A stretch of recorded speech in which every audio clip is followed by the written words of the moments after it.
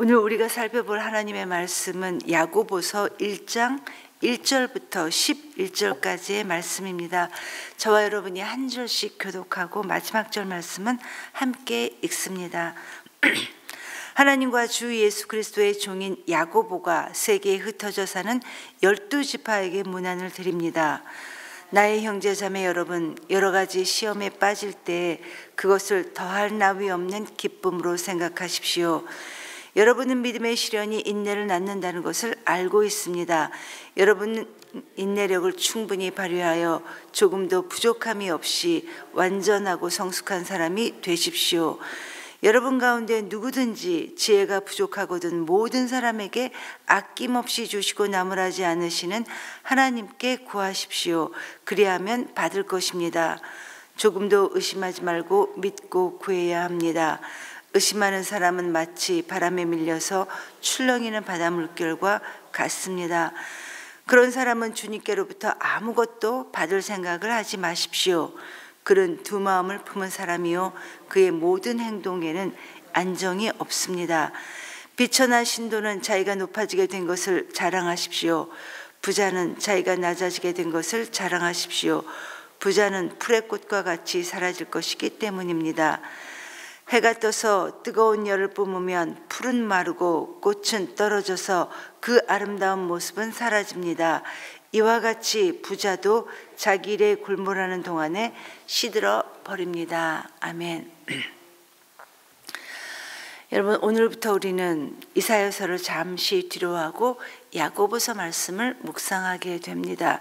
그동안 계속해서 우리가 심판에 대한 말씀만 우리가 계속해서 살펴보다 보니까 너무나 많이 신앙의 양심에 찔리고 또 많이 괴로웠는데, 성령님께서 주시는 이 거룩한 찔림은 그대로 우리가 겸손한 마음으로 무겁게 간직하고 오늘부터 감사한 마음으로 야고보서 말씀을 살펴보도록 하겠습니다. 여러분, 흔히 우리가 야고보서 말씀에 대해 말하기를 이 야고보서는 행함을 강조하는 서신이다, 이렇게 말을 하고 있는 경향이 있습니다. 그러나 여러분, 야고보서는 믿음과 행위를 결코 따로 분리하지 않습니다. 오히려 믿음과 이 행함을 하나로 통합해서 행함과 결부된 온전한 신앙, 이 신앙의 온전성을 오히려 강조하고 있는 서신이 바로 이 야고보서 말씀이라는 겁니다. 결코 야고보서는 행함만을 강조하고 있지 않다라는 겁니다. 여러분, 모든 말씀에는, 기록된 말씀에는 그 기록 목적이 있습니다. 우선 야고보서의 배경은 사도 바울이 담베색 도상에서 예수 그리스도를 만나 인격적으로 예수님을 만나 회심한 이후에 그가 일관되게 가르쳤던 것은 오직 복음, 오직 예수 그리스도를 믿는 이 복음을 가르쳤습니다. 그런데 여러분, 바울은 오직 예수님을 믿는 믿음으로 구원받는다는 이 복음만을 전하다가 정말 많은 어려움에 빠지게 됩니다. 어떤 어려움이었냐면 당시 많은 영지주의자들의 회방도 있었고 또 거짓 교사들이 계속해서 다니면서 바울이 전하는 이 복음을 회방하기 시작했습니다. 믿는 것도 믿는 것이지만 율법도 믿어야 된다. 이 율법도 지켜야 구원을 받을 수 있다라는 이 율법주의로 이 거짓 교사들이 돌아가게 만드는 것이었습니다. 즉, 어떻게 우리가 예수님을 믿는 믿음만으로 구원을 받겠는가? 그 오래전 하나님께서 주신 이 율법도 우리가 지켜야 우리가 구원받을 수 있다. 그러니까 율법도 지켜야 한다라는 것이었고, 이 혼란이 사실 바울로 하여금 갈라디아서를 쓰게 했던 이유였습니다. 결국 AD 48년경에 이 문제로 예루살렘 교회에 여러 가지 실질적인 1차 종교 회의인 예루살렘 교회 회의가 열리게 됩니다. 사도행전 15장에 보면 이 배경과 장면이 아주 자세하게 소개되고 있는데, 모든 사도들이 사도의 권위를 가지고 모였습니다. 그리고 예수님을 믿는 믿음으로만 구원받는다라는 이 주제를 가지고 정말 많은 오랜 시간에 걸쳐 경론이 벌어졌고 회의를 하게 됩니다. 그리고 최종적으로 사도 베드로가 사도의 권위를 가지고 오직 구원은 예수님을 믿는 믿음으로만 이루어집니다 라는 이 최종적인 신학적 결론을 내리게 되었고, 모두가 다 이견 없이 이 회의의 결론을 받아들이게 되어서 종결되었습니다. 그런데 여러분, 여기에 어떤 예상치 못한 문제가, 부작용이 발생했냐면, 그렇다면 구원이 오직 믿음으로만 이루어진다면 우리의 삶은 뭐지? 우리의 살아가는 이 삶은 뭐가 되는 거지? 그냥 아무렇게나 살아도 되나? 실컷 놀다가 내가 나중에 가서 믿으면 되지 않나? 라는 이런 도덕적 폐기론자들이 생기게 되었고, 그리고 또 그렇다면 믿음으로만 구원을 받는다면 율법도 이제 필요 없는 거구나 하는 율법 폐기론자들도 서서히 많이 생기기 시작했던 겁니다. 여러분, 우리가 얼마나 부패하고 이렇게 멀쩡하게 앉아 있어도 얼마나 우리가 부패하고 타락한 사람들입니까? 워낙 우리 자체가 부패한 인간이기 때문에 이런 생각을 하는 사람들이 여러분 왜 없겠습니까? 정말 많이 이런 생각을, 사람들이 악하기 때문에 자기식대로, 내 마음의 중심대로 이렇게 생각하기 시작했던 것입니다. 그리고 이러한 생각들이 사람들에게 사이에 퍼지기 시작했고, 그래서 사도 바울은 급기야 아니다, 그게 절대 아니다 라는 사실을 강조했고, 여기 함께 이 야고보 사도도 이런 잘못된 믿음에 대한 오해를 종식시키기 위해, 해소하기 위해 이 역시 야고보 역시 야고보서를 기록했던 것입니다. 그렇기 때문에 사실 이 야고보서는 행위를 강조한 것이 아니라 진짜 믿음이 무엇인가, 진짜 믿음이 어떤 것인가, 그 믿음이 진짜라면 결코 거기에는 반드시 행위, 우리의 삶, 우리의 믿음이 같이 수반될 수밖에 없다는 것을 가르치기 위해 이 야고보서 말씀이 기록된 겁니다. 즉 야고보서는 행함만 강조한 것이 아니라 오히려 참된 믿음, 하나님 앞에서 어떤 것이 참된 믿음인가, 이것을 가르쳐주기 위해 쓰여진 책이 바로 야고보서다라고 말할 수 있다는 겁니다. 여러분, 어느 누구든지 그리스도 안에 있는 사람이라면, 그가 인격적으로 예수님을 만나 그리스도인이 된 사람이라면 그 사람의 삶에, 이 삶의 열매는 따라올 수밖에 없습니다.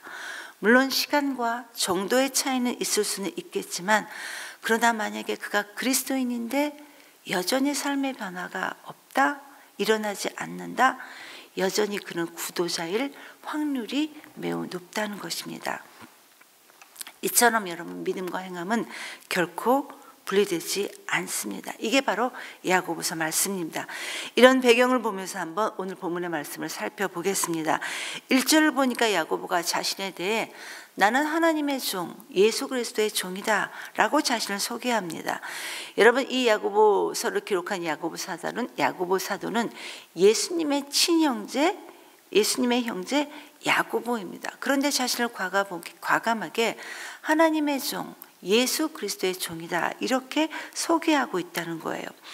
예수님은 성령으로 잉태되어 이 땅에 태어나셨고, 형제들은 요셉의 혈통으로 태어나 요셉으로부터 같이 태어나서 예수님과 이들이 친형제가 맞지만, 그러나 설령 예수님이 그들의 친형제라 할지라도 야고보는 이 혈육적인 관계를 넘어서 자신을 그리스도의 종이다 이렇게 지칭하면서 12지파, 즉 이 말씀을 읽고 있는 모든 그리스도인들에게 문안하면서 이 편지를 쓰게 됩니다.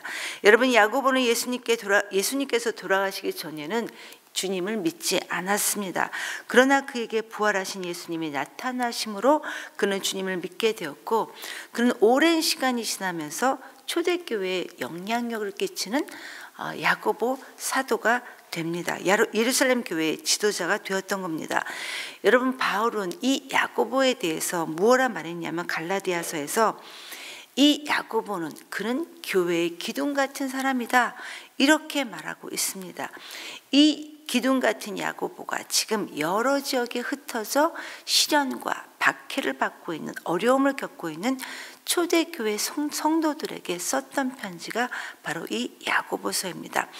그중 오늘 본문은 야고보서 전체의 서론에 해당되는 부분인데 크게 세 부분으로 나눠 우리가 살펴볼 수 있습니다.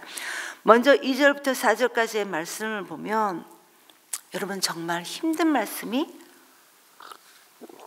나오고 있습니다. 우리 그리스도인들에게 너희가 행여나 너희가 설령 여러 가지 어려움, 여러 가지 환난에 빠지게 될 때 너희는 그것을 기쁨도 아니고 더할 나위 없는 기쁨으로 생각하라. 이렇게 단호하게 말하고 있습니다. 여러분 이 말씀이 여러분께는 어떻게 들립니까? 너무 힘들지 않나요? 더할 나위 없는 기쁨으로. 데살로니가전서에도 항상 기뻐하라 이렇게 말씀하시는데 이것도 참 힘든 것 같은데 지금 너무 힘들어서 앞이 안 보이고 숨이 안 쉬어질 것 같은데 여러분 어떻게 더할 나위 없는 기쁨으로 생각할 수가 있겠습니까? 그런데 여러분 성경은 설령 우리에게 그러한 일들이 생긴다 하더라도 기뻐하라. 더할 나위 없는 기쁨으로 생각하라. 이렇게 강한 어법으로 우리 모두에게 말씀하시고 있다는 겁니다. 왜냐하면 우리 모두가 알고 있다시피 하나님은 우리 각자를 향한 계획을 갖고 계신 분이십니다. 그렇기 때문에 물론 내가 지금 처해 있는 이 어려운 상황은, 어려운 환난의 이 상황은 마치 내 인생을 삼켜버릴 것 같은, 죽을 것 같은 그런 힘든 과정이라 하더라도 지금은 하나님께서 이러한 과정들을 통해 나를 다듬어 가시는 어떤 한 과정의 한 부분이겠구나 라고 할 수 있다는 것입니다. 그렇기 때문에 기쁘게 여겨라 라는 이 강한 어법은 지금 하나님이 내 인생의 어느 한 국면에서 내 인생을 통해 일하고 계시는구나, 나를 다듬어 가시기 위해 지금 어떤 작업을 하시고 계시는구나, 이렇게 생각할 수 있어야 한다는 겁니다. 여러분 무슨 말씀인지는 알 것 같습니다. 근데 힘들잖아요. 그런데 알지만 근데 힘들잖아요. 그렇기 때문에 이 야고보 사도는 이런 힘든 때 우리에게 무엇이 필요한가?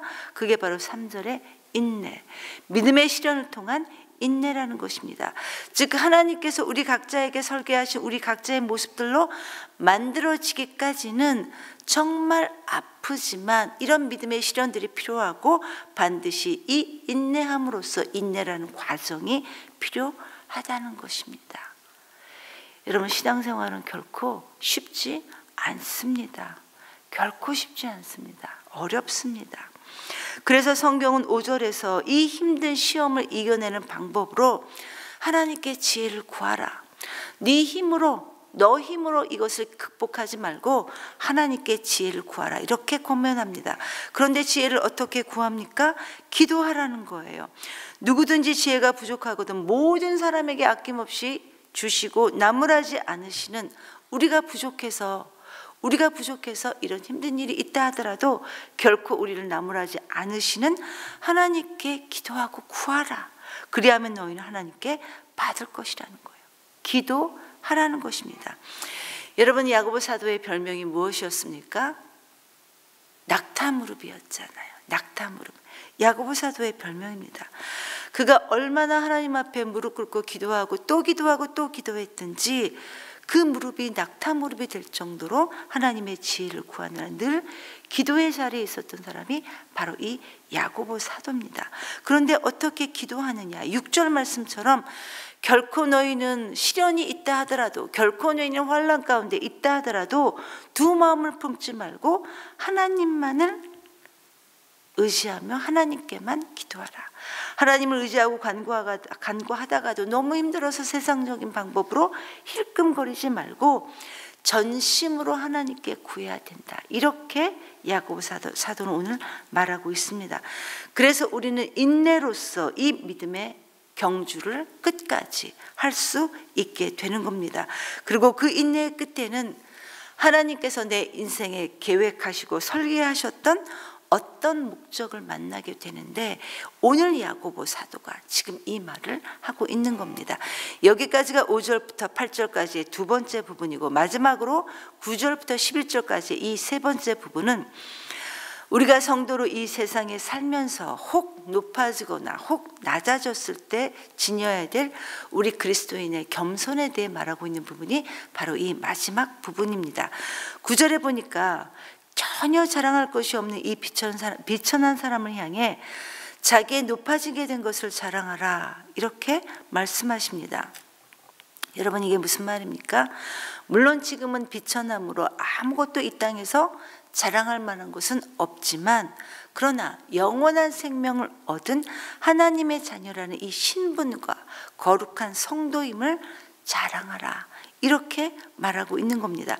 그래서 우리는 우리의 심령 깊은 곳에서부터 우러나오는 구원의 기쁨과 성도의 감격 이것이 우리 가운데 있다라는 거예요. 그런데 반대로 부한 자가 눈에 보이는 세상의 것으로 자랑하는 것은 어리석다 이렇게 말합니다. 왜냐하면 세상의 이 부요라는 것은 하나님께서 주셨다가도 언제 걷어가실지 모르기 때문에 우리의 부함을 의지한다면 그것은 어리석고 우상숭배가 된다라고 말합니다. 그래서 부한 자는 이 헛된 죄물에 우존하지 말고 자기의 낮아짐을 자랑하라. 하나님 앞에 늘 우리는 겸손해야 된다라고 말씀하시고 있는 여기까지가 바로 여러분 오늘 본문의 내용입니다. 성도 여러분, 이 시간 말씀을 기억하면서 하나님께 겸손한 마음으로 기도했으면 좋겠습니다. 여러분 하나님께서는 우리 모두를 그냥 내버려 두지 않으시고 방치하지 않으시고 우리 모두를 하나님의 자녀로 불러주셨습니다. 우리 각자에게 은혜를 베풀어 주셨습니다. 설령 지금 우리의 처한 상황이 비천한 상태, 낮은 상태에 있다 할지라도 영원한 생명을 얻은 거룩한 하나님의 자녀임을 기억하며 하늘의 소망과 기쁨을 지금 이 땅에서도 누릴 수 있도록 하나님 우리를 인도해 주시옵소서. 우리를 혼자 버려두지 않으시고 성령님께서 우리와 함께 하심으로 이 힘든 일을 감당할 수 있도록 주님 우리와 함께 해 주십시오. 이렇게 기도하시고 여러분 오늘은 다음 세대를 위해 기도하는 날입니다. 주님, 우리가 주님 앞에 먼저 바로 섬으로 우리의 자녀들이 예수님을 인격적으로 만나는 날이 단 하루라도 빨리 돌아올 수 있도록 하나님 우리를 축복해 주시옵소서. 믿음으로 축복해 주시옵소서. 그래서 우리의 가정이 예수 그리스도만 섬기는 가정이 될 수 있도록 도와주시옵소서. 이렇게 기도하시고 여러분 얼마 전에 수능을 치른 우리 아이들에게 하나님께서 지혜를 주셔서 그 부모에게 지혜를 주셔서 하나님 우리 아이의 이 입시의 과정들을 가장 하나님의 선하신 방법으로 순적하게 주님 인도해 주시옵소서. 이렇게 기도하시고 각자 자유롭게 기도하시고 돌아가시겠습니다.